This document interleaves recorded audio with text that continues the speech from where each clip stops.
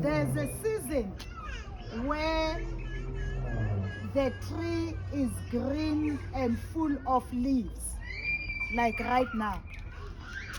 There's a season when the tree is dry and bare. But the certainty or the assurance or the guarantee is that as long as that tree is rooted in the soil, that tree will live again. That tree will blossom again. So our lives are like a tree. As long as we are rooted in Christ, it means that barrenness, dryness is not a life sentence, but is for a season. So I want to say to us this morning that life is guaranteed after dryness.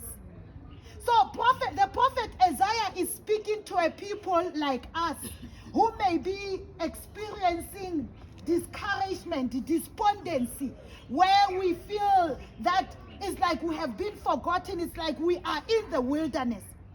So he speaks to people who are hopeless, but he declares that the desert and the parched land, the desert and the dry land will be glad.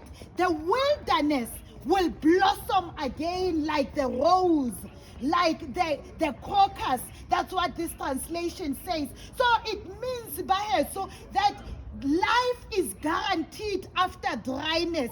We are in this season of Lent, but it is not a lifetime. It is not a life sentence, but nothing but a season. And you know what Lent season guarantees? Because we are in the Lent period right now. Yesterday we were commemorating Ash Wednesday. So we've started 40 days of Lent. But what Lent season guarantees is that before resurrection, there is the cross. We can't expect resurrection in the absence of the cross. Before Easter, so something must die first. But one thing that we are guaranteed is that blossomness or blossom follows barrenness and dryness. That one is guaranteed.